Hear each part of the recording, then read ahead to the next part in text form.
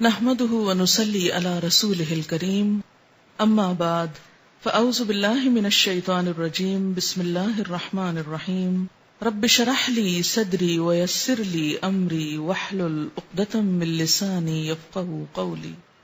رجب کا مہینہ اور ہمارے معاشرے میں پائے جانے والی عبادات۔ رجب کے مہینے میں عموماً 3 کام کیے جاتے ہیں۔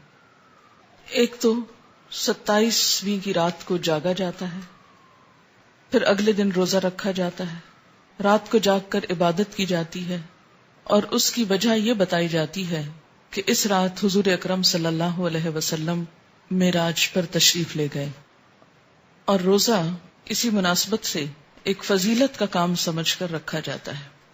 تیسری چیز جو اس مہینے میں عام ہے وہ کونڈے کرنا ہے، جن کو امام جعفر رحمت اللہ علیہ کے نام سے منسوب کیا جاتا ہے۔ آج ہم ان تینوں چیزوں کا جائزہ لیں گے کہ ان کی حقیقت کیا ہے اور اس بارے میں ہمارا طرز عمل کیا ہونا چاہیے۔ رات کی عبادت، دن کا روزہ شب معراج کی نسبت سے، اور 22 رجب کو کونڈے کرنا امام جعفر کی نسبت سے۔ ان چیزوں کا جائزہ لینے سے پہلے یہ بات ہم اپنے ذہن میں پھر سے دوہرا لیں کہ دین دراصل وہ دین ہے جو اللہ سبحانہ و تعالی نے ہم کو دیا ہے، جو محمد صلی اللہ علیہ وسلم کے ذریعے ہم تک پہنچایا گیا۔ قرآن پاک اس کے بارے میں فرماتا ہے، الیوم اکملت لکم دینکم واتممت علیکم نعمتی وردیت لکم الاسلام دینا۔ آج میں نے تمہارے لیے اپنا دین مکمل کر دیا، تم پر اپنی نعمت کو تمام کر دیا، اور تمہارے لیے دین اسلام کو پسند کر لیا۔ اس سے یہ بات پتہ چلتی ہے کہ دین نبی اکرم صلی اللہ علیہ وسلم کے زمانے میں ہی مکمل ہو گیا تھا۔ عبادت کے نام پر کیا کرنا چاہیے اور کیا نہیں کرنا چاہیے، اس کا سورس یا تو اللہ کی کتاب ہے یا پھر حضور اکرم صلی اللہ علیہ وسلم کی سنت ہے، کیونکہ جب ایک مسلمان ہوتا ہے تو جو کلمہ وہ پڑھتا ہے وہ لا الہ الا اللہ اور محمد الرسول اللہ ہے۔ دین کے نام پر جو کام بھی ہم کریں گے اس کی اتھارٹی انہی 2 ہستیوں کی طرف سے ملنی چاہیے۔ ان کے بعد کسی انسان کو یہ حق حاصل نہیں، خواہ وہ کتنا بھی بڑا عالم کیوں نہ ہو، کتنا بھی ذہین کیوں نہ ہو، کتنا بھی سمجھدار کیوں نہ ہو، کہ وہ دین کے نام پر کوئی اور چیز انٹروڈیوس کرائے، کسی اور چیز کو رواج دے۔ اگر یہ حق دے دیا جائے تو دین میں طرح طرح کی نئی باتیں شامل ہو جائیں جو اصل دین کی جگہ لے لیں گی، اور دین کے نام پر بہت سا انتشار، اختلاف اور باہم عداوت جنم لے گی۔ یہ 3 عبادات، رات کا جاگنا، دن کا روزہ، اور اس کے بعد 22 رجب کو امام جعفر صادق کے نام پر کچھ پکانا اور دینا، یہ تمام چیزیں حضور صلی اللہ علیہ وسلم کے دور میں موجود نہیں تھیں۔ 27 رجب کی رات، جسے عموماً شب معراج کہا جاتا ہے، اس میں آپ صلی اللہ علیہ وسلم کو اگر معراج نصیب ہوئی، اگر کا لفظ میں اس لیے بول رہی ہوں کہ اس تاریخ میں بھی اختلاف ہے، سال میں بھی اختلاف ہے، اس کا ذکر میں بعد میں کروں گی۔ اگر آپ کو معراج نصیب ہوئی بھی اس رات میں، تو آپ صلی اللہ علیہ وسلم نے اسی رات جو مخصوص عبادت کی، اس کے بعد کبھی بھی ہر سال 27 رجب کو کوئی خاص عبادت نہیں کی، نہ ہی صحابہ کرام نے کبھی 27 رجب کی رات کو کوئی شب بیداری کی یا اس کی کوئی فضیلت بتائی۔ اسی طرح جہاں تک روزے کا تعلق ہے تو روزہ بھی سنت سے ثابت نہیں ہے، بلکہ اس کے برعکس روزے کے بارے میں کچھ روایات ایسی ملتی ہیں کہ جس میں روزے سے منع کیا گیا۔ مصنف ابن ابی شیبہ کی روایت ہے، حضرت زید بن اسلم رضی اللہ تعالی عنہ سے روایت ہے کہ رسول اللہ صلی اللہ علیہ وسلم سے رجب کے روزے کے بارے میں پوچھا گیا تو آپ نے فرمایا شعبان کے روزوں سے آپ بے خبر ہیں، یعنی رجب میں نہیں، اصل میں شعبان میں روزے رکھے جائیں گے۔ حضرت ابن عباس سے روایت ہے کہ رسول اللہ صلی اللہ علیہ وسلم نے رجب کا روزہ رکھنے سے منع فرمایا۔ یہ ابن ماجہ کی روایت ہے۔ آپ نے کیوں منع کیا؟ اس لیے کہ یہ روزہ اسلام سے قبل رکھا جاتا تھا۔ دور جاہلیت میں رجب کے مہینے کی تعظیم کی جاتی تھی، عزت افزائی کی جاتی، اس لیے آپ نے اس رسم کو ختم کرنے کے لیے یا اس کے اتباع کو توڑنے کے لیے اس سے منع فرمایا۔ اور یہ وضاحت کنز الامال میں کی گئی ہے، صفحہ 49 جلد 8۔ تو اس سے کیا پتہ چلتا ہے کہ اس رات میں شب بیداری اور اس دن میں روزے کی کوئی حقیقت نہیں۔ اسی طرح جہاں تک امام جعفر کے نام پر جو کنڈے دیے جاتے ہیں، تو بات یہ ہے کہ یہ تاریخ نہ تو امام جعفر رحمت اللہ علیہ کی پیدائش کی ہے اور نہ ہی آپ کی وفات کی ہے، لہذا ان کی طرف اس کی نسبت کا کوئی ثبوت ہی نہیں ملتا یا جواز ہی نہیں ملتا۔ امام جعفر رحمت اللہ علیہ کی ولادت ایک روایت کے مطابق 8 رمضان 80 ہجری میں ہوئی، یا 83 ہجری کی روایت بھی موجود ہے، 83 یا 80، اور وفات شوال کے مہینے میں 148 ہجری میں ہوئی۔ اس لیے نہ تو ہم یہ کہہ سکتے ہیں کہ آپ کی پیدائش کی خوشی میں یہ ہو رہا ہے، اور نہ ہی یہ کہہ سکتے ہیں کہ آپ کی وفات کے ضمن میں یہ کوئی کام ہو رہا ہے، اگرچہ اصلاً ہی کسی کی پیدائش یا کسی کی وفات پر کچھ کھانا پکانا یا مخصوص کھانے پکانا اسلام کی روح کے مطابق ہی نہیں۔ اسلام میں صدقہ خیرات کا جو تصور ہے وہ یہ کہ انسان جب اپنے پاس کچھ مال پائے یا کسی ضرورت مند کو دیکھے تو وہ صدقہ خیرات کرے۔ اسی طرح اسلام نے صدقہ خیرات کی کچھ مخصوص شکلیں نہیں بتائیں کہ وہ حلوہ ہو یا کھیر ہو یا پوریاں ہوں یا چاول ہوں یا دیگ ہو یا بریانی ہو یا کوفتے ہوں، نہیں، اس لیے کہ اسلام ایسی کسی تکلیف میں انسان کو نہیں ڈالتا جو انسان کے لیے نبھانا مشکل کا سبب ہو یا مشکل پیدا کرے۔ ہم دیکھتے ہیں کہ اسلام ایک یونیورسل ریلیجن ہے، وہ کسی خاص کلچر کی پیداوار نہیں، یا کسی خاص کلچر کے لیے نہیں، کسی خاص ملک یا علاقے کے لیے نہیں، ہر زمانے، ہر دور اور ہر علاقے کے لوگوں کے لیے ہے، اور اس میں ایسے احکامات ہیں کہ جو ہر علاقے کے لوگ سہولت کے ساتھ کر سکیں۔ کئی معاشرے ایسے ہیں کہ جہاں کھیر پکائی ہی نہیں جاتی یا پوریاں بنانے کا طریقہ ہی نہیں آتا، یا کئی لوگ پوریاں بنانا جانتے ہی نہیں، تو کیا ایسے لوگ پھر اس عبادت سے محروم رہیں گے کہ جو ایک مخصوص کھانا نہ پکا سکتے ہوں؟ اس لیے جتنی بھی من گھڑت چیزیں دین میں داخل کی گئیں، ان سب کے پیچھے اسی قسم کی باتیں آپ کو ملیں گی۔ کنڈوں کی رسم کے بارے میں ایک روایت کے مطابق اس کی ابتدا 1906 میں امیر مینائی کے خاندان سے ہوئی اور امام جعفر کے نام پر شروع ہوئی، اور یہ امیر مینائی کا خاندان جیسا کہ آپ جانتے ہیں کہ لکھنؤ سے یا ہندوستان سے تعلق رکھتا ہے، تو اس رسم کی تو ابتدا بھی عرب سے نہیں ہوئی، یا جہاں اسلام کا اوریجن ہے وہاں سے نہیں آئی، تو اس کو اسلام یا دین کا حصہ یا نیکی یا عبادت آپ کیسے قرار دے سکتے ہیں؟ اگر آپ کو کسی کو بھی روح کو ثواب پہنچانا ہے، ان کے لیے صدقہ خیرات کرنا ہے، تو کوئی دن مقرر کرنے کی ضرورت نہیں، جب آپ کا دل چاہے اور جہاں آپ کا دل چاہے، جہاں آپ ضرورت سمجھیں وہاں آپ کر لیں، اور صرف چند مخصوص اشخاص کے لیے ہی نہیں، اس سے زیادہ کے لیے بھی آپ کر سکتے ہیں۔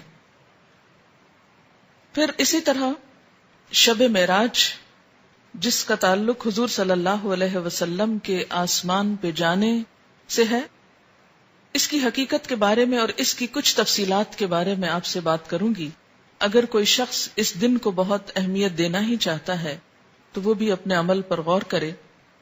ہم دیکھتے ہیں کہ اس تاریخ کے بارے میں بے شمار اختلافات ہیں، یعنی تاریخ یا مہینہ یا سال کے بارے میں یا اس کے اجزاء کے بارے میں تقریباً 36 اقوال ہیں۔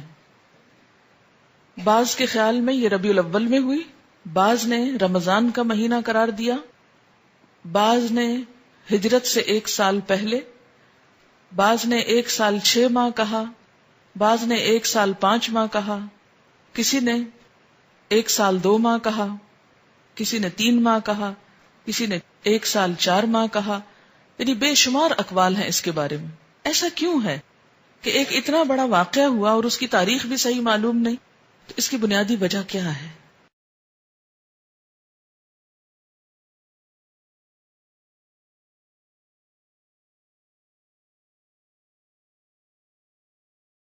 اس کی بنیادی وجہ یہ ہے کہ اسلام کے دور اول میں لوگوں کو تاریخوں سے زیادہ دلچسپی نہیں تھی.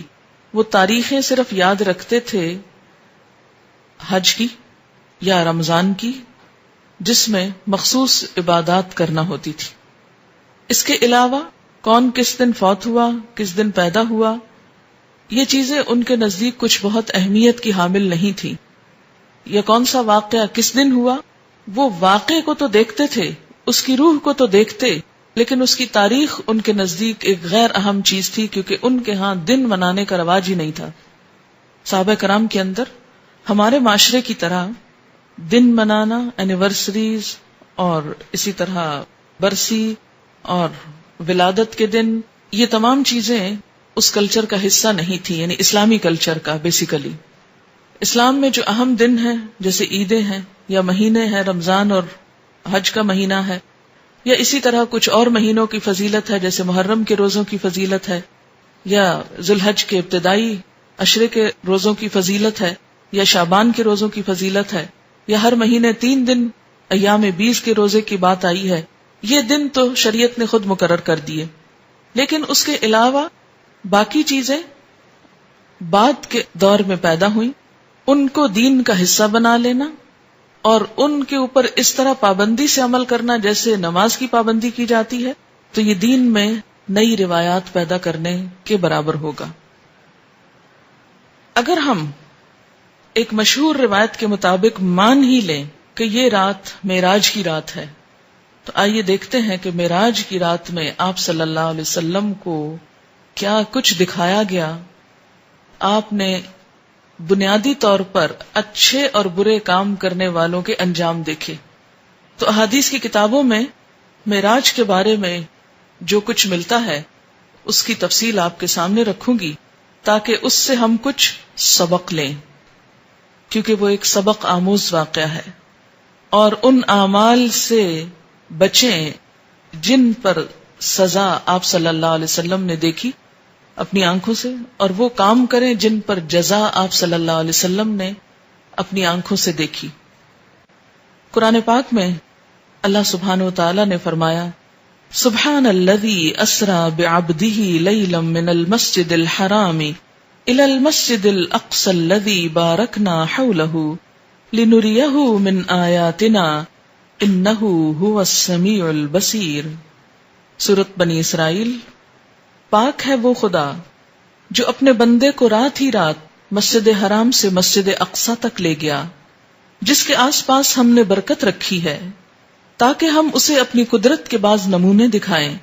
یقیناً اللہ تعالیٰ ہی خوب سننے والا اور دیکھنے والا ہے. ان آیات میں جس واقعے کی طرف اشارہ ہے وہ واقعہ اسراء کے نام سے مشہور ہے. اسراء کا لفظی معنی ہے رات کو سفر کرنا، رات کو چلنا. اس میں بنیادی طور پر مسجد حرام سے مسجد اقصی تک جانے کی بات ہے. احادیث کی کتابوں سے پھر مسجد اقصی سے آگے آسمانوں تک جانے کی بات ہے. اس سفر کا مقصد کیا تھا؟ قرآن پاک میں آیا ہے لِنُرِيَهُ مِنْ آیاتنا، تاکہ ہم آپ صلی اللہ علیہ وسلم کو اپنی نشانیاں دکھائیں، اپنی آیات دکھائیں. تو پھر اگر ہم مانیں کہ معراج رجب میں تھی اور اس رات میں تھی، تو اصل چیز تو پھر وہ واقعہ ہے جو پیش آیا. اور پھر واقعے میں بھی صرف واقعہ نہیں، اس کا مقصد کہ کیوں یہ واقعہ پیش آیا. اور وہ واقعے کا مقصد کیا ہے؟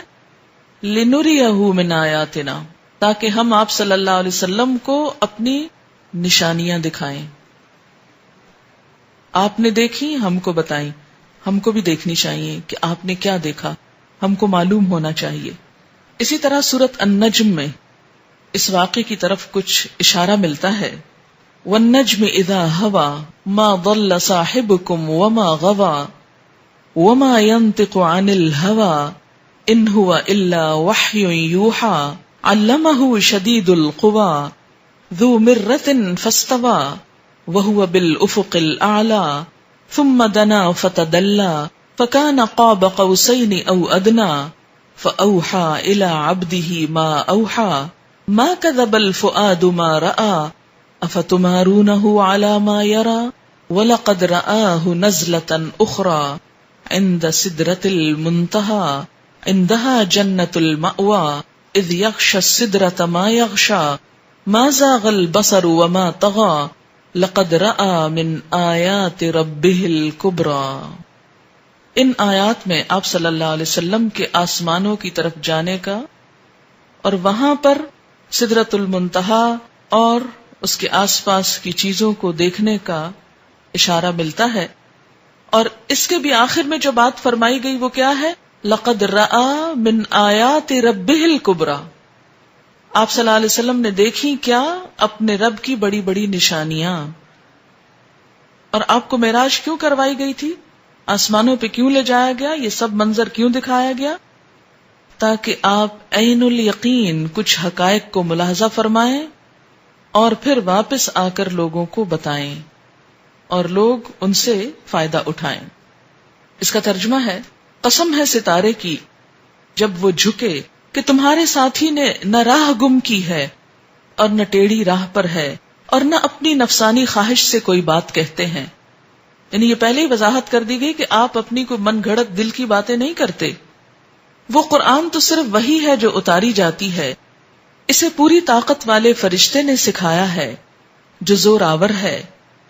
وہ سیدھا کھڑا ہو گیا اور وہ بلند آسمان کے کناروں پر تھا، یعنی فرشتہ.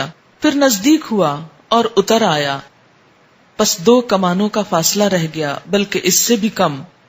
پس اس نے خدا کے بندے کو پیغام پہنچایا جو بھی پہنچایا.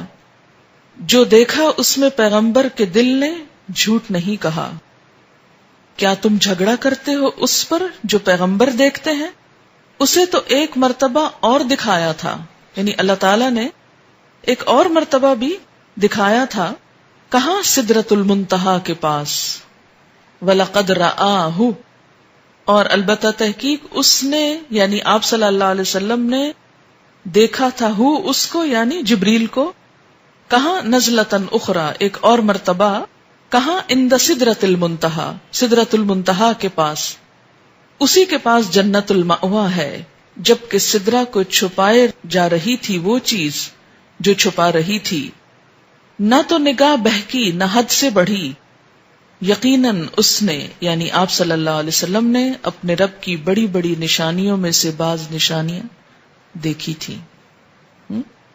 یہ تو ہے قرآن کا بیان، لیکن باقی تفصیلات کہ وہ نشانیاں کیا تھیں، قرآن نے صرف کیا ذکر کیا کہ نشانیاں دیکھی. وہ نشانیاں کیا تھیں وہ احادیث کی کتابوں میں ہیں. اب ان کے بارے میں تھوڑی سی روایات میں آپ کے سامنے پڑھوں گی، اور اس کی روشنی میں ہمیں معراج اور رجب کو دیکھنا چاہیے اور اپنے اعمال کی طرف نظر کرنی چاہیے. صحیح بخاری میں حضرت انس بن مالک سے مروی ہے کہ معراج والی رات میں جب کہ بیت اللہ شریف سے آپ کو بلایا گیا، آپ کے پاس 3 فرشتے آئے جبکہ آپ سو رہے تھے. ان میں سے اگلے نے پوچھا کہ ان سب میں سے کون ہیں؟ درمیان والے نے جواب دیا کہ یہ سب سے اچھے ہیں. تو سب سے آخر والے نے کہا بس پھر ان کو لے چلو. یعنی آپ اور لوگوں کے قریب سوئے ہوئے تھے، اسی لیے فرمایا کون ہے، پہچان کے پھر آپ کو لے چلے. اس رات میں صرف اتنا ہی ہوا، آپ نے انہیں دیکھا نہیں. دوسری رات پھر یہ تینوں آئے. اس وقت بھی آپ سو رہے تھے، لیکن آپ کا سونا اس طرح کا تھا کہ آنکھیں سو رہی تھیں اور دل جاگ رہا تھا. تمام انبیاء کی نیند ایسی ہی ہوتی ہے. اس رات انہوں نے آپ سے کوئی بات نہیں کی اور آپ کو اٹھا کر زمزم کے پاس لٹایا. سینہ گردن تک خود جبریل علیہ السلام نے اپنے ہاتھ سے چاک کیا. یہ شق صدر کا واقعہ دوسری مرتبہ ہوا، ایک مرتبہ بچپن میں بھی. اور سینہ اور پیٹ کی تمام چیزیں نکال کر انہیں اپنے ہاتھ سے زمزم کے پانی سے دھویا. جب خوب پاک صاف کر چکے تو آپ کے پاس ایک سونے کا تشت لایا گیا جس میں سونے کا ایک بڑا پیالہ تھا جو حکمت اور ایمان سے پر تھا. اس سے آپ کے سینے کو اور گلے کی رگوں کو پر کر دیا، پھر سینے کو سی دیا.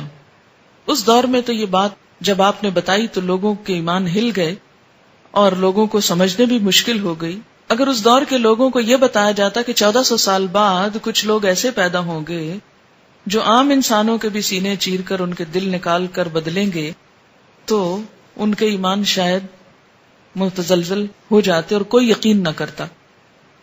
آج اگر انسان نے یہ مہارت حاصل کر لی ہے تو فرشتوں کے لیے یہ کام آخر کیوں مشکل ہے جو زمین سے آسمان اور آسمان سے زمین تک آتے جاتے ہیں.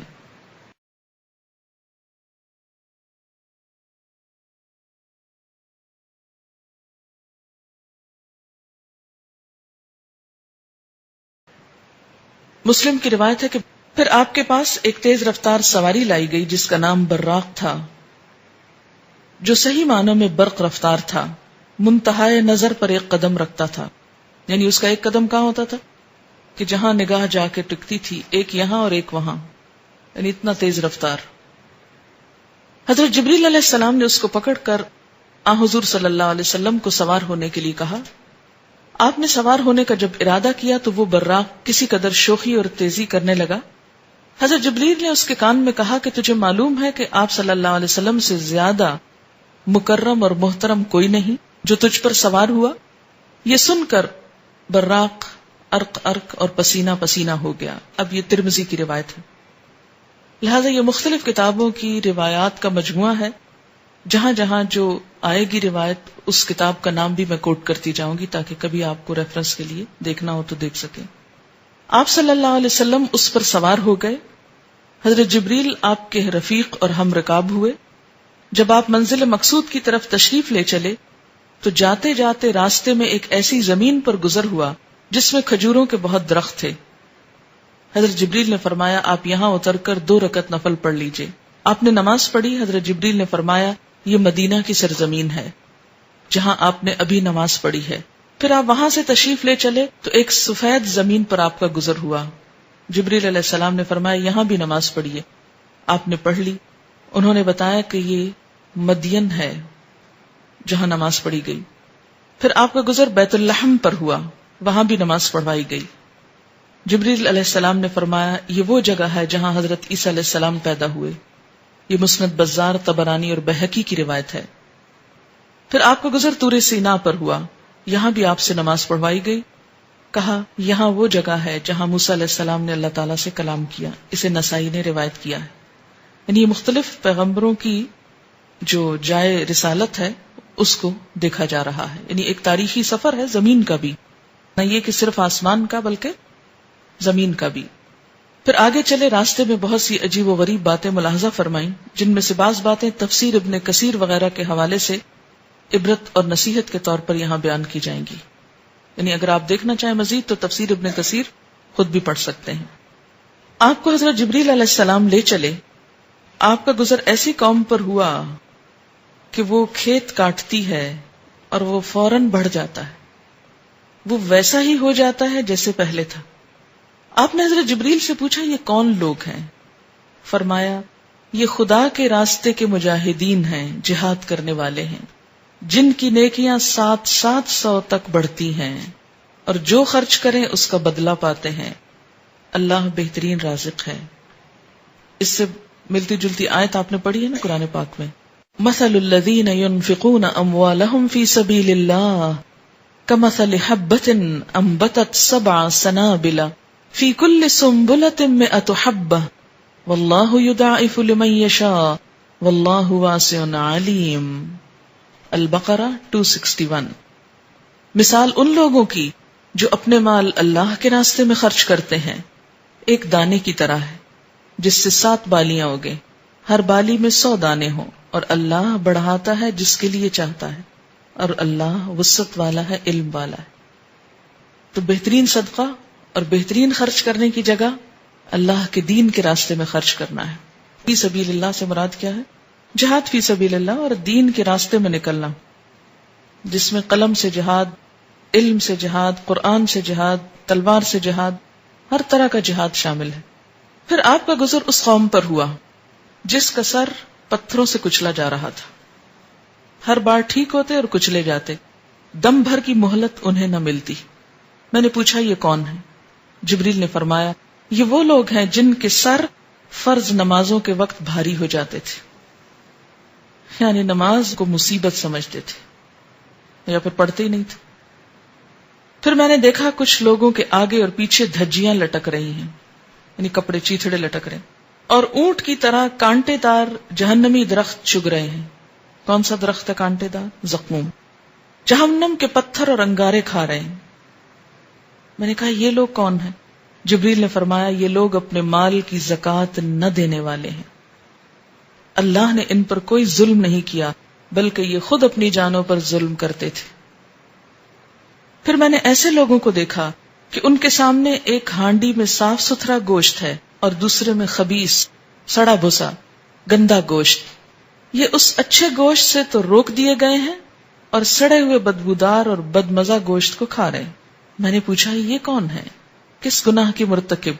جواب ملا یہ وہ مرد ہیں جو اپنی حلال بیویوں کو چھوڑ کر حرام عورتوں کے پاس رات گزارتے تھے، اور یہ وہ عورتیں ہیں جو اپنے خامدوں کو چھوڑ کر اوروں کے ہاں رات گزارتی تھی۔ پھر آپ نے دیکھا کہ راستے میں ایک لکڑی ہے کہ ہر کپڑے کو پھاڑ دیتی اور ہر چیز کو زخمی کر دیتی۔ آپ نے پوچھا یہ کیا ہے؟ فرمایا یہ آپ کے ان امتیوں کی مثال ہے جو راستہ روک کر بیٹھ جاتے ہیں۔ پھر اس آیت کو پڑھا لا تقعدوا بكل صراط توعدون، یعنی ہر راستے پر لوگوں کو خوف زدہ کرنے اور راہ خدا سے روکنے کو نہ بیٹھا کرو۔ پھر آپ نے دیکھا ایک شخص بہت بڑا ڈھیر جمع کیے ہوئے ہے جسے اٹھا نہیں سکتا، پھر بھی وہ اور بڑھا رہا ہے، پھر بھی وہ اور بڑھا رہا ہے، ڈھیر اور جمع کر رہا ہے۔ پوچھا جبریل یہ کیا ہے؟ فرمایا یہ آپ کی امت کا وہ شخص ہے جس کے اوپر لوگوں کے حقوق اس قدر ہیں کہ وہ ہرگز ادا نہیں کر سکتا، تاہم وہ اور حقوق چڑھاتا جا رہا ہے، یعنی اپنی پہلی ذمہ داریاں ادا نہیں کرتا اور سر لیتا جا رہا ہے اور امانتیں لے رہا ہے۔ پھر آپ نے ایک جماعت کو دیکھا کہ ان کی زبانیں اور ہونٹ لوہے کی کینچیوں سے کاٹے جا رہے ہیں، ادھر کٹے ادھر درست ہوئے، یہی حال برابر جاری ہے۔ پوچھا یہ کون لوگ ہیں؟ فرمایا یہ فتنے کے واعظ اور خطیب ہیں، یعنی واعظ اور خطیب جو ایسے خطبے دیتے تھے جس سے لوگوں میں فتنہ بھڑک اٹھے، آپس میں لوگ لڑ پڑیں، جھگڑے ہوں، فساد ہوں۔ پھر دیکھا کہ ایک چھوٹے سے پتھر کے سوراخ میں سے ایک بڑا بھاری بیل نکل رہا ہے، پھر وہ لوٹتا جاتا ہے لیکن جا نہیں سکتا۔ پھر دیکھا کہ ایک چھوٹے سے پتھر کے سوراخ میں سے ایک بڑا بھاری بیل نکل رہا ہے، پھر وہ لوٹتا جاتا ہے لیکن جا نہیں سکتا۔ پوچھا جبریل یہ کیا ہے؟ فرمایا یہ وہ شخص ہے کہ جو کوئی بڑا بول بولتا تھا، پھر اس پر نادم تو ہوتا تھا لیکن لوٹا نہیں سکتا تھا، یعنی بڑے بڑے دعوے کرنا، بڑی بڑی باتیں بولنا، اور پھر اس کو شرمندگی ہوتی لیکن وہ بولی ہوئی بات واپس تو نہیں لی جا سکتی نا، اس کے لیے تو توبہ استغفار ہی کافی ہے۔ پھر آپ ایک وادی میں پہنچے، وہاں نہایت نفیس خوشگوار ٹھنڈی ہوا اور دل خوش کن معطر خوشبودار راحت و سکون کی مبارک صدائیں سن کر آپ نے پوچھا یہ کیا ہے؟ حضرت جبریل علیہ السلام نے فرمایا یہ جنت کی آواز ہے، وہ کہہ رہی ہے کہ خدا مجھ سے اپنا وعدہ پورا کر، میرے بالا خانے ریشم، موتی، مونگے، سونا، چاندی، جام، کٹورے، شہد، پانی، دودھ، شراب وغیرہ وغیرہ نعمتیں بہت زیادہ ہو گئی ہیں، یعنی اب ان کو استعمال کرنے والے بھی ہوں۔ اسے خدا کی طرف سے جواب ملا ہر ایک مومن مرد اور عورت جو مجھے اور میرے رسول کو مانتا ہو، نیک عمل کرتا ہو، میرے ساتھ کسی کو شریک نہ کرتا ہو، میرے برابر کسی کو نہ سمجھتا ہو، وہ سب لوگ تجھ میں داخل ہوں گے۔ قرآن پاک میں بھی آتا نا کہ کوئی مرد ہو یا عورت جو بھی ایمان لا کے نیک عمل کرے وہ جنت میں داخل ہوں گے۔ سن، جس کے دل میں میرا ڈر ہے وہ ہر خوف سے محفوظ ہے، جو مجھ سے سوال کرتا ہے وہ مجھ سے محروم نہیں رہتا. جو مجھے قرض دیتا ہے میں اسے بدلہ دیتا ہوں. جو مجھ پر توکل کرتا ہے میں اسے کفایت کرتا ہوں، یعنی اس کے لیے کافی ہو جاتا ہوں. میں سچا معبود ہوں، میرے سوا کوئی معبود نہیں، میرے وعدے خلاف نہیں ہوتے. مومن نجات یافتہ ہیں. اللہ تعالیٰ بابرکت ہے جو سب سے بہتر خالق ہے. یہ سن کر جنت نے کہا کہ اب میں خوش ہو گئی. پھر آپ ایک دوسری وادی میں پہنچے جہاں بہت بری بھیانک اور مکروہ آوازیں آ رہی تھیں اور سخت بدبو تھی. آپ نے اس کے بارے میں جبریل علیہ السلام سے پوچھا. انہوں نے بتایا کہ یہ جہنم کی آواز ہے جو کہہ رہی ہے کہ خدایا مجھ سے اپنا وعدہ پورا کر اور مجھے وہ دے، یعنی جس کو بھیجنے کا تو نے کہا ہے. میرے طوق اور زنجیر، میرے شعلے، میرا تھور اور میرا لہو پیپ، میرا عذاب سزا کے سامان بہت وافر ہو گئے. میری گہرائی بہت زیادہ، میری آگ بہت. کچھ وہ دے جس کا مجھ سے وعدہ ہوا ہے، یعنی جن کے لیے یہ سب کچھ بنا ہے. اللہ تعالیٰ نے فرمایا ہر کافر، خبیث، منکر اور بے ایمان مرد اور عورت تیرے لیے ہے. یہ سن کر جہنم راضی ہو گئی.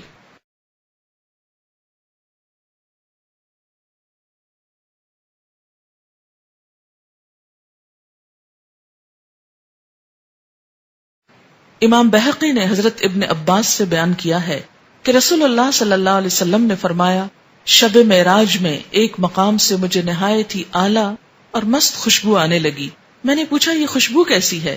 جواب ملا کہ فرعون کی لڑکی کی مشاطہ کہتے ہیں جو کنگھی کرتی، جیسے پارلر میں کام کرنے والی جیسے لڑکیاں ہوتی، تو اس کے دربار میں یہ ایک بیوٹیشن تھی، یوں سمجھیں، یا مشاطہ، اور اس کی اولاد کے محل کی ہے. فرعون کی شہزادی کو کنگھی وغیرہ کرتے ہوئے اس کے ہاتھ سے اتفاقاً کنگھی گر پڑی تو اس کی زبان سے بے ساختہ بسم اللہ نکل گیا. اس پر شہزادی نے اس سے کہا اللہ تو میرا باپ ہی ہے. فرعون کہتا تھا نا انا ربکم الاعلی، میں تمہارا بڑا رب ہوں. تو اس نے جواب دیا نہیں، اللہ وہ ہے جو مجھے اور تجھے اور خود فرعون کو روزی دیتا ہے. اس نے کہا اچھا کیا تو میرے باپ کے سوا کسی اور کو رب مانتی ہے؟ اس نے جواب دیا کہ ہاں، میرا اور تیرا اور تیرے باپ کا رب اللہ ہے. اس نے اپنے باپ فرعون سے کہلوایا، یعنی بتایا اس کو، تو وہ بہت ناراض ہوا. اسی وقت برسر دربار بلوا بھیجا اور کہا کیا تو میرے سوا کسی اور کو اپنا رب مانتی ہے؟ اس نے کہا ہاں، میرا اور تیرا رب اللہ ہی ہے جو بلندیوں اور بزرگیوں والا ہے. فرعون نے پھر اسی وقت حکم دیا کہ تانبے کی جو دیگ بنی ہوئی ہے اسے خوب تپایا جائے. جب وہ بالکل آگ جیسی ہو جائے تو اس کے بچوں کو اس میں ایک ایک کر کے ڈال دیا جائے، خود اسے بھی اسی میں ڈال دیا جائے. فرعون کے بارے میں قرآن میں آتا ہے نا انہو طغا، سرکش ہو گیا ہے اور بہت شدید قسم کی سزائیں دیتا تھا اپنے لوگوں کو. چنانچہ وہ گرم کی گئی. جب وہ آگ جیسی ہو گئی تو حکم دیا کہ اس کے بچوں کو اس میں ڈال دیا جائے. اس نے کہا بادشاہ ایک درخواست میری منظور کرو، وہ یہ کہ میری اور میرے بچوں کی ہڈیاں ایک ہی جگہ ڈال دینا. فرعون نے کہا تیرے حقوق میرے ذمے کچھ ہیں اس لیے یہ منظور ہے، نہیں تو ہماری خدمت گار ہے اس لیے تمہاری یہ بات پوری کر دوں گا. جب وہ اور اس کے بچے اس میں ڈال دیے گئے اور سب جل کر راکھ ہو گئے تو سب سے چھوٹے بچے کی باری آئی جو ماں کی چھاتی سے لگا ہوا دودھ پی رہا تھا. فرعون کے سپاہیوں نے جب اسے گھسیٹا تو اس نیک بندی کی آنکھوں تلے اندھیرا چھا گیا. خدا نے اس بچے کو اس وقت زبان دی. اس نے بآواز بلند کہا اماں جان افسوس نہ کرو، ذرا برابر بھی پس و پیش نہ کرو، حق پر جان دینا ہی سب سے بڑی نیکی ہے. چنانچہ اسے صبر آ گیا، اسے بھی اس میں ڈال دیا گیا اور آخر میں ان بچوں کی ماں کو بھی، رضی اللہ عنہم اجمعین. یہ خوشبو کی مہکیں اسی کے جنتی محل سے آ رہی ہیں. آپ نے اس واقعے کے ساتھ ہی بیان فرمایا کہ 4 چھوٹے بچوں نے گہوارے میں بات کی تھی. ایک تو یہی بچہ، ایک وہ جس نے حضرت یوسف کی شہادت دی تھی، اور ایک وہ بچہ جس نے حضرت جریج ولی اللہ کی پاک دامنی کی شہادت دی تھی. ان پہ الزام لگا تھا. اور حضرت عیسیٰ ابن مریم علیہ السلام، اس کا ذکر تفسیر ابن کثیر میں موجود ہے. بہرحال جنت اور دوزخ کی گفتگو سن کر آپ آگے تشریف لے چلے تو آپ نے یہ ملاحظہ فرمایا کہ ایک گروہ ہے جن کے منہ، زبان اور ہونٹ لوہے کی کینچیوں سے کاٹے جا رہے ہیں. حضور نے پوچھا یہ کون لوگ ہیں؟ عرض کیا یہ لوگ بادشاہوں اور امیروں کے مخبر ہیں. جو رعایا کی طرف سے جھوٹی خبریں پہنچا کر لوگوں پہ ظلم کراتے تھے.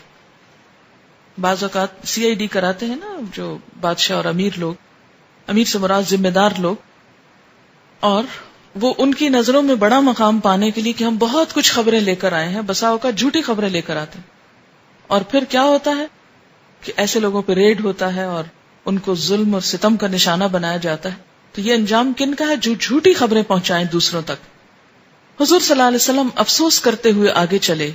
تھوڑی دور جا کر ملاحظہ کیا کہ کچھ لوگ گرفتار ہیں اور فرشتے ان کے جسم سے گوشت کے ٹکڑے کاٹتے اور انہی کو کھانے کو دیتے ہیں. جبریل علیہ السلام نے عرض کیا کہ جناب یہ لوگ غیبت کرنے والے ہیں، اب قیامت تک یہ اپنا گوشت آپ کھاتے رہیں گے. آپ فرماتے ہیں کہ میں نے ایک اور گروہ کو دیکھا جن کا منہ سیاہ ہے، آنکھیں نیلی، نیچے کا ہونٹ ان کا زمین پر پڑا ہوا گھسٹتا ہے، اوپر کا ہونٹ سر پہ رکھا ہے، لہو اور پیپ ان کے منہ سے جاری جس کی بدبو سے میدان سڑا جاتا ہے. آپ نے پوچھا کہ اے جبریل یہ کون ہے؟ عرض کیا کہ یہ شراب خوار ہیں. فرماتے ہیں کہ میرا گزر ایک اور گروہ پر ہوا جن کے منہ سور کے سے تھے، ان کی زبانیں پشت کی جانب سے کھینچی گئی تھی، سخت عذاب میں مبتلا تھے. حضرت جبریل نے کہا کہ یا حضرت یہ جھوٹی گواہی دینے والے لوگ ہیں. حضور نے فرمایا پھر میرا گزر عورتوں کے گروہ پر ہوا جن کو آگ کے کپڑے پہنا کر آچھی کوڑے مارے جاتے تھے. پوچھا جبریل یہ عورتیں کون ہیں؟ عرض کیا یہ میت پر نوحہ کرنے والی، خامند کو ستانے والی ہیں. حضور فرماتے ہیں میرا گزر ایک اور قوم پر ہوا جن کے منہ کالے تھے، ان کے سینے پر آگ کے طبق رکھے تھے، رال کے کپڑے پہنے ہوئے تھے جن میں آگ بھڑکتی تھی. رال سے مراد کیا ہے؟ وہ جو گندھک کے. ملائکہ ان کو گرز مارتے تھے. جبریل علیہ السلام نے عرض کیا حضور یہ گانے بجانے والے لوگ ہیں جو توبہ کیے بغیر مر گئے. آپ فرماتے ہیں کہ ایک گروہ مجھے اور نظر آیا جو آگ میں جلایا جاتا تھا اور جل چکا تھا، پھر زندہ ہوا، پھر اسی طرح. میں نے پوچھا یہ کون ہے؟ عرض کیا یہ والدین کے نافرمان لوگ ہیں. جس طرح انہوں نے والدین کو نافرمانی کر کے جلایا تھا، اب قیامت تک یہ اسی عذاب میں جلتے رہیں گے. کیونکہ ماں باپ کو بھی جب ستایا جاتا تو ان کا بھی دل اسی طرح جلتا جیسے کوئی آگ لگی ہوئی ہو. حضور فرماتے ہیں کہ ایک جماعت کو میں نے دیکھا کہ ملائکہ انہیں چھریوں سے ذبح کر رہے ہیں، ان کے حلقوں سے نہایت بدبودار سیاہ خون نکل رہا ہے. یہ لوگ مر کر پھر اسی وقت زندہ ہوتے ہیں، پھر ذبح کیے جاتے ہیں. اے جبریل یہ کون ہے؟ عرض کیا یہ قاتل خونی ہیں جنہوں نے ناحق خون کیے، اب اس کی سزا میں ہمیشہ ذبح ہوتے رہیں گے. حضور صلی اللہ علیہ وسلم نے فرمایا میں نے ایک گروہ کو بڑے پہاڑ کے برابر 2 پتھروں کے نیچے پستے دیکھا. فرمایا یہ کون لوگ ہیں؟ عرض کیا حضور یہ مغرور اور متکبر لوگ ہیں، ان کا غرور قیامت تک اسی طرح توڑا جائے گا. ابو سعید کی روایت بہقی میں یہ بھی ہے کہ آپ نے فرمایا کہ مجھ کو داہنی طرف سے ایک پکارنے والے نے پکارا کہ میری طرف دیکھیے میں آپ سے کچھ پوچھنا چاہتا ہوں. میں نے اس کی بات کا جواب نہ دیا. ایک نے بائیں طرف سے پکارا، میں نے اس کو بھی جواب نہیں دیا. اور اس میں یہ بھی ہے کہ ایک عورت پر نظر پڑی جو اپنے ہاتھوں کو کھولے ہوئے ہے اور اس پر ہر قسم کی زیبائش ہے جو اللہ تعالیٰ نے کرائی ہے. اس نے بھی کہا کہ اے محمد صلی اللہ علیہ وسلم میری طرف نظر کیجئے، میں آپ سے دریافت کروں گی. میں نے اس کی طرف بھی التفات نہیں کیا. اور اسی حدیث میں ہے کہ حضرت جبریل علیہ السلام نے آپ سے کہا پہلے پکارنے والا یہود کا داعی تھا، اگر آپ اس کا جواب دیتے تو آپ کی امت یہودی ہو جاتی. دوسرا پکارنے والا نصارہ کا داعی تھا یعنی عیسائی تھا، اگر آپ اس کا جواب دیتے تو آپ کی امت عیسائی ہو جاتی. اور وہ عورت دنیا تھی، یعنی اس کے پکارنے پر جواب دینے کا اثر یہ تھا کہ امت دنیا کو آخرت پر ترجیح دیتی. یہ بھی تفسیر ابن کثیر سے ہے. اسی قسم کے بہت سے مناظر ملاحظہ فرماتے ہوئے آپ آگے چلے کہ سامنے سے بیت المقدس نظر آیا. حضور صلی اللہ علیہ وسلم مسجد اقصی کے دروازے پر براق سے اترے. جبریل امین نے براق کو ایک پتھر سے باندھا اور جناب کو اپنے ساتھ مسجد اقصی لے گئے. حضور فرماتے ہیں کہ مسجد میں تمام لوگ پہلے سے جمع تھے. سب سے پہلے آپ کی نظر ایک دراز قد خوبصورت بزرگ پہ پڑی. پوچھا یہ کون ہے؟ عرض کیا یہ آپ کے باپ آدم علیہ السلام ہیں، آپ ان کو سلام کیجئے. آپ نے ان کو سلام کیا. اس سے کیا پتہ چلتا ہے کہ کوئی شخص خود کتنا بھی معزز ہو لیکن بڑوں کو اور خصوصاً عمر میں بڑے لوگوں کو آگے بڑھ کر سلام کرنا چاہیے.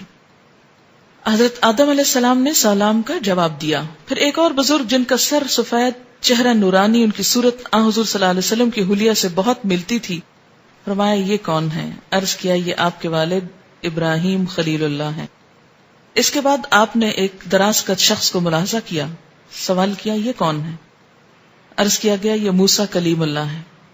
ان کے بعد حضرت عیسیٰ روح اللہ یعنی حضرت عیسیٰ علیہ السلام اور دیگر انبیاء کو آپ نے ملاحظہ فرمایا اور ان سے ملاقات کی. اتنے میں جبریل امین نے صخرہ بیت المقدس پر کھڑے ہو کر آذان کہی. آپ کی آذان سے آسمان کے دروازے کھلے، ملائکہ اترے، یہاں تک کہ ساری مسجد اور جنگل زمین سے آسمان تک بھر گیا. جبریل علیہ السلام نے تکبیر فرمائی، صفیں درست ہوئیں، انبیاء اور فرشتے صفیں باندھ کر کھڑے ہوئے، مگر اس وقت امام کی جگہ مصلی خالی تھا. کسی کی یہ ہمت نہ تھی کہ مصلی پر جائے. ہر ایک پیغمبر کو اس وقت نماز پڑھانے کی تمنا تھی، لیکن ذالک فضل اللہ یؤتیہ من یشاء، جس کا حصہ ہے اسی کو ملے گا. یہ حصہ نبی اکرم صلی اللہ علیہ وسلم کے نصیب میں ہوا.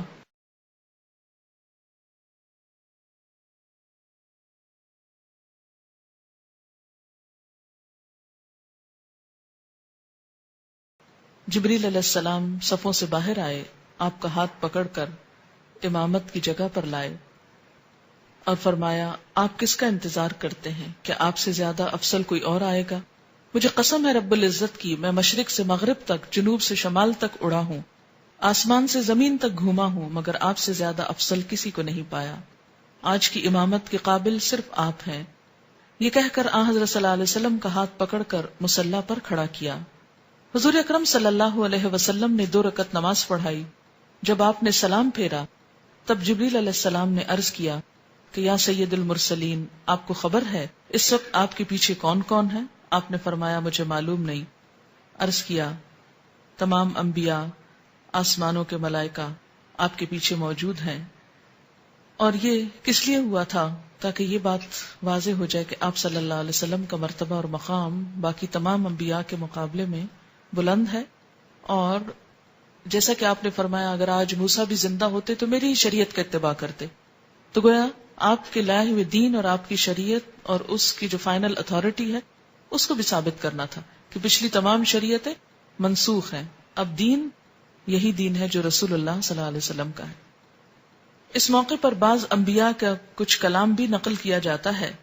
حضرت ابراہیم علیہ السلام کا، حضرت موسیٰ علیہ السلام کا، اسی طرح داؤد علیہ السلام کا، سلیمان علیہ السلام کا، حضرت عیسیٰ علیہ السلام کا.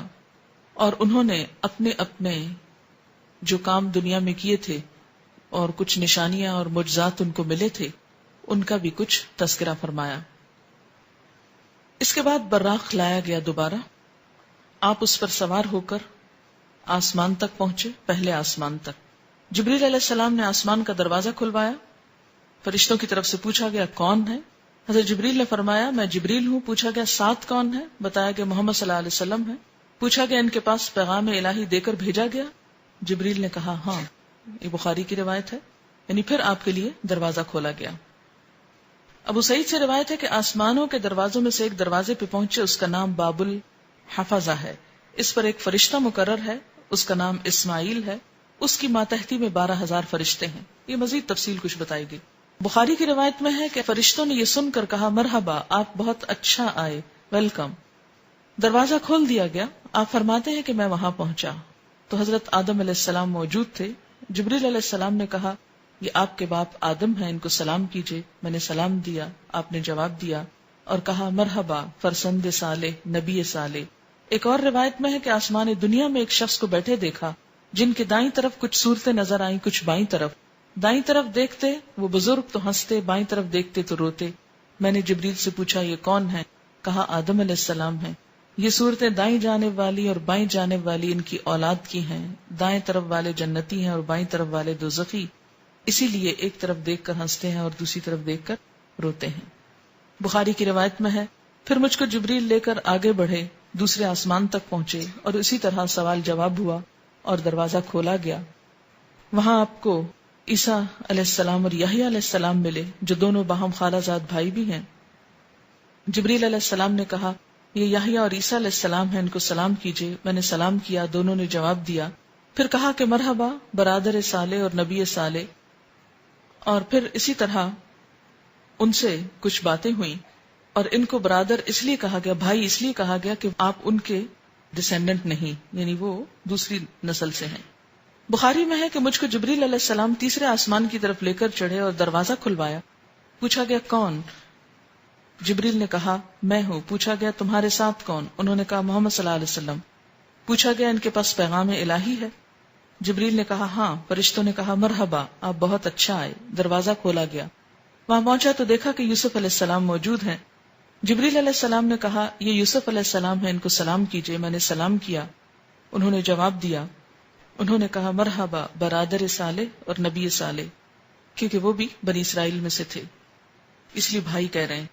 ایک اور روایت میں کہ آپ صلی اللہ علیہ وسلم نے فرمایا میں دیکھتا ہوں کہ یوسف علیہ السلام کو حسن کا ایک بہت بڑا حصہ عطا کیا گیا ہے۔ بہقی کی حدیث میں بروایت ابو سعید اور طبرانی کی حدیث میں حضرت ابو ہریرہ کی روایت ہے کہ یوسف علیہ السلام کی نسبت آپ نے فرمایا کہ ایک شخص کو دیکھا جو اللہ کی مخلوق میں سب سے زیادہ حسین ہے اور لوگوں پر حسن میں ایسی فضیلت رکھتا ہے جیسے 14ویں رات کا چاند تمام ستاروں پہ فضیلت رکھتا ہے۔ بخاری کی روایت میں کہ جبریل علیہ السلام مجھ کو لے کر آگے بڑھے، چوتھے آسمان پر اسی طرح سوال جواب ہوا، اور وہاں پر حضرت ادریس علیہ السلام موجود تھے، سلام دعا ہوئی، اور اسی طرح کہا برادر صالح اور نبی صالح۔ پھر جبریل علیہ السلام آگے بڑھے 5ویں آسمان تک، وہاں بھی اسی طرح سلام دعا ہوا، وہاں پر ہارون علیہ السلام موجود تھے، انہوں نے بھی برادر صالح اور نبی صالح کہہ کر ویلکم کیا۔ پھر آگے چڑھے 6 آسمان تک، دروازہ کھلوایا گیا اور اسی طرح سوال جواب ہوا، اور یہاں پر موسیٰ علیہ السلام تھے۔ جب وہ ان کو چھوڑ کر آگے بڑھے تو وہ رونے لگے۔ پوچھا کیا ہے، آپ کے رونے کی وجہ کیا ہے؟ انہوں نے کہا میں اس لیے روتا ہوں کہ ایک نوجوان پیغمبر میرے بعد مبعوث ہوئے جن کی امت کے جنت میں داخل ہونے والے میری امت کے جنت میں داخل ہونے والوں سے زیادہ ہوں گے، تو مجھ کو اپنی امت پر حسرت ہے، یعنی بنی اسرائیل پر، کہ انہوں نے میرا اس طرح اتباع نہ کیا جس طرح حضور صلی اللہ علیہ وسلم کی امت آپ کی اطاعت کرے گی۔ اسی لیے میری امت کے ایسے لوگ جنت سے محروم رہے تو ان کے حال پہ رونا آتا ہے۔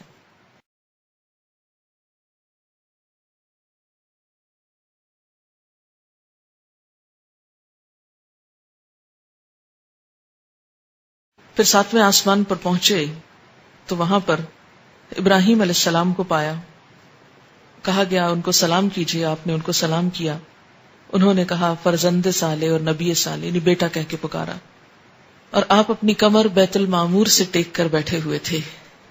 ایک اور حدیث میں آتا ہے نا کہ 7ویں آسمان پر بیت المعمور ہے خانہ کعبہ کی طرح، اور وہاں ہر روز 70,000 فرشتے طواف کرتے ہیں۔ تو ابراہیم علیہ السلام نے چونکہ دنیا میں بیت اللہ بنایا تو اس کے اعزاز میں آپ کو 7ویں آسمان پر جو بیت اللہ ہے وہاں پر رکھا گیا۔ مسلم کی روایت ہے کہ بیت المعمور میں ہر روز 70,000 فرشتے داخل ہوتے ہیں۔ بہقی کی روایت میں ہے کہ جب مجھ کو آسمان ہفتم یعنی 7ویں آسمان پہ چڑھایا گیا تو دیکھا کہ حضرت ابراہیم موجود ہیں، بہت خوبصورت، ان کے ساتھ ان کی قوم کے کچھ لوگ ہیں اور میری امت بھی موجود ہے۔ میری امت کے کچھ لوگ موجود ہیں، یہ 2 قسم کے ہیں، ایک وہ جن پر سفید کپڑے ہیں اور دوسرے وہ جن پہ میلے کپڑے ہیں۔ میں بیت المعمور میں داخل ہوا اور میرے ساتھ سفید کپڑوں والے بھی داخل ہوئے، دوسرے لوگ روک دیے گئے، سو میں نے اور میرے ساتھ والوں نے بیت المعمور میں نماز پڑھی۔ وہ کیوں روکے گئے ہوں گے؟ اپنے اعمال کی وجہ سے۔ اور حضرت علی رضی اللہ تعالی عنہ کی معراج والی حدیث میں بھی یہ بیان آیا ہے کہ آپ جبریل علیہ السلام کے ساتھ آسمان میں حجاب تک پہنچے، پھر اس حجاب کے اندر سے ایک فرشتہ باہر آیا جس کو جبریل علیہ السلام نے کبھی نہیں دیکھا تھا۔ شفاء الصدور میں حضرت ابن عباس کی حدیث میں ہے کہ آپ ایک ایسے مقام پر پہنچے جہاں جبریل علیہ السلام نے آپ کا ساتھ چھوڑ دیا، تو رسول اللہ صلی اللہ علیہ وسلم نے فرمایا کہ ایسے مقام پر کوئی دوست اپنے دوست کو نہیں چھوڑتا، آپ میرا ساتھ کیوں چھوڑ رہے ہیں؟ تو جبریل علیہ السلام نے فرمایا اگر میں اس مقام سے آگے بڑھوں تو نور سے جل جاؤں گا۔ بخاری کی روایت میں یوں ہے کہ میں ایک ایسے ہموار میدان میں پہنچا جہاں میں نے قلموں کے لکھنے کی آواز سنی۔ اللہ تعالیٰ نے مجھ پر اور میری امت پر 50 وقت کی نمازیں فرض کی۔ مسند احمد کی روایت میں ہے کہ سورۃ بقرہ کی آخری آیتیں کون سی بلا؟ آمن الرسول، وہ مجھ کو عنایت ہوئی، اور یہ بات کہ جو شخص آپ کی امت میں سے اللہ تعالیٰ کے ساتھ کسی کو شریک نہ کرے اس کے گناہ معاف ہو جائیں گے۔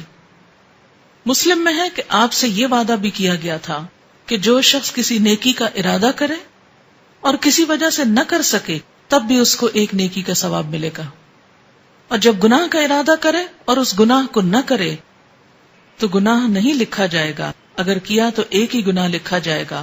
بعض روایات سے یہ پتہ چلتا ہے کہ آپ نے اللہ تعالیٰ کو بھی دیکھا، لیکن جو زیادہ ترجیح والی روایات ہیں وہ کیا ہیں کہ آپ صلی اللہ علیہ وسلم نے صرف کلام فرمایا۔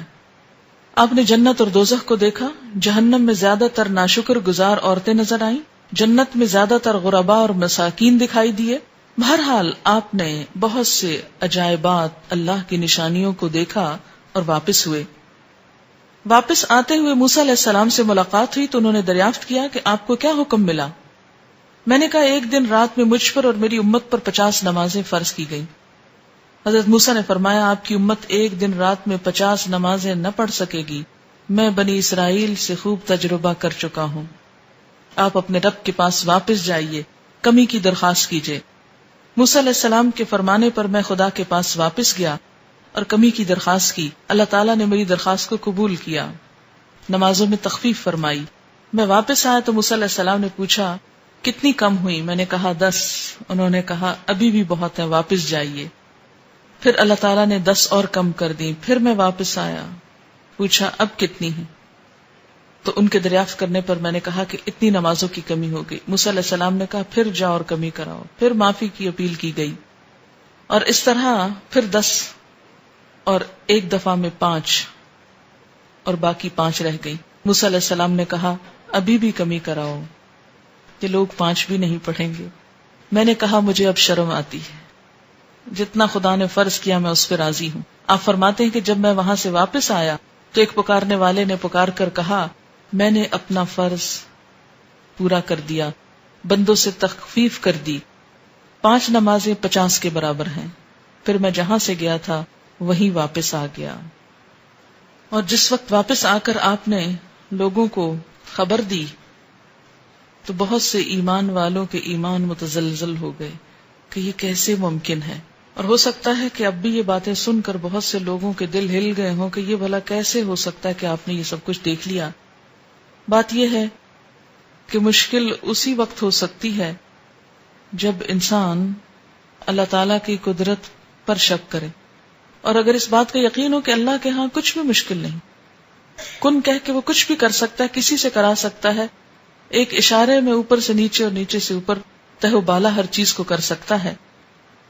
مسلم میں ہے کہ حضور صلی اللہ علیہ وسلم فرماتے ہیں جب میں نے معراج کا یہ واقعہ مشرکین مکہ کو سنایا تو انہوں نے اس کی تردید کی اور تکذیب کی، اور بیت المقدس کی علامتیں دریافت کرنا شروع کر دی کہ کیسا ہے بیت المقدس۔ تو اللہ تعالیٰ نے بیت المقدس کو میرے سامنے ظاہر فرمایا، اور جو جو باتیں اور نشانیاں مشرکین دریافت کرتے میں دیکھ دیکھ کر بتاتا جاتا۔ ان تمام بیانات سے یہ بات یقینی طور پر ثابت ہو گئی کہ حضور صلی اللہ علیہ وسلم نے بحکم خدا مکہ سے بیت المقدس اور وہاں سے 7ویں آسمان پر تشریف لے جا کر اسی شب کو واپس تشریف لائے۔ آپ جسم سمیت گئے، جسم سمیت آئے۔ یہ محض خواب نہ تھا بلکہ روح جسم کی بیداری کی حالت کے ساتھ گئے، اور قرآن پاک میں بھی اسی کا ذکر ملتا ہے، کیونکہ قرآن پاک میں آتا نا سبحان الذی اسری بعبدہ، تو عبد کس کو کہتے ہیں؟ روح کو۔ اب سے مراد روح اور جسم دونوں ہیں۔ قرآن کے مطابق سب کا حساب کتاب قیامت کے دن ہوگا، تو پھر حضور صلی اللہ علیہ وسلم نے کیسے پہلے سزا اور جزا یعنی جنت اور دوزخ کا مشاہدہ کیا؟ یہ کون لوگ تھے جن کا حساب پہلے ہوا؟ اس میں یہ وہ لوگ بھی ہو سکتے ہیں جو دنیا سے مر کے جا چکے ہیں، برزخ میں ہیں، اور ان کو وہاں ان کے اعمال کے مطابق سزا لیتے ہوئے دکھا دیا گیا۔ اگرچہ سب کا فیصلہ قیامت کے دن ہوگا، لیکن اگر کچھ لوگوں کو بطور مثال وہاں اللہ تعالیٰ نے پہلے فیصلہ کر کے ڈال دیا تو اس میں کیا مشکل ہے؟ یہ بھی ہو سکتا ہے کہ اللہ تعالیٰ نے بطور تمثیل دکھایا کہ ایسا ہوگا، یعنی جن لوگوں کے ساتھ ہونے والا ہے ان کی شکلیں سامنے لا کے دکھا دی اور ان کو ایک شیپ دے دی، اور فیصلہ بعد میں ہوتا رہے گا۔ کیا صدقہ خیرات اللہ کے سوا کسی اور کے نام سے دینا جائز ہے، جیسے امام جعفر کے نام پر؟ یہ تو آپ قرآن پاک میں واضح طور پر پڑھ چکے ہیں۔ سورۃ البقرہ آیت 173 میں دیکھیے، انما حرم علیکم المیتۃ والدم ولحم الخنزیر وما اہل به لغیر اللہ فمن استر غیر باغ ولا عاد فلا اثم علیہ ان اللہ غفور رحیم. بے شک اس نے حرام کیا تم پر مردار اور خون اور خنزیر کا گوشت، اور جو پکارا گیا اس پر اللہ کے سوا کسی اور کے لیے، لغیر اللہ واسطے غیر اللہ کے، یعنی اللہ کے سوا کسی بھی نبی، رسول، ولی، کسی بزرگ، کسی نیک انسان کے نام پر کچھ دینا، یعنی اس کی خوشی کے لیے، یہ درست نہیں. ہاں کسی کی طرف سے صدقہ کرنا اس کی اجازت ہوتی، مثلا کسی کو ثواب پہنچانے کے لیے اگر کوئی شخص کچھ دیتا ہے تو وہ اور بات ہے. مثلا آپ اپنے والدین کی طرف سے قربانی کریں، یا حضور صلی اللہ علیہ وسلم کی طرف سے کریں، یا کسی اور کی طرف سے آپ کریں تو یہ تو ٹھیک ہے، لیکن ان کے نام پر کرنا کہ وہ ہم سے خوش ہو جائیں تو شرک یہی تو ہے. تو کوئی بھی ایسا کام کہ کسی انسان کو، چاہے کوئی زندہ ہے چاہے کوئی فوت ہو گیا، مثلا اگر کوئی شخص زندہ ہے اور آپ اس کے ساتھ نیکی صرف اس لیے کر رہے ہیں کہ یہ قیامت کے دن ہم کو اللہ سے چھڑا لے، تو یہ تصور غلط ہے. ہاں اس لیے کر رہے ہیں کہ وہ دنیا میں آپ کو نیکی کی طرف لے جائے، وہ اور بات ہے. کیا رجب کے پورے ماہ کے اندر روزہ رکھنا منع ہے یا 27 رجب کا؟ یہ نہیں کہ پورے ماہ میں روزہ نہیں رکھ سکتے، نفلی روزہ عادتاً جو آپ رکھتے ہیں مثلا 13، 14، 15 کا وہ رکھیے. اگر آپ کو عادت ہے سوموار یا جمعرات کے روزے کی رکھیے، لیکن مخصوص اس تاریخ کو ہی روزہ رکھنا یہ نہیں ہونا چاہیے. وآخر دعوانا ان الحمد للہ رب العالمین. سبحانک اللہم وبحمدک نشہد ان لا الہ الا انت نستغفرک ونتوب الیک. والسلام علیکم ورحمۃ اللہ وبرکاتہ.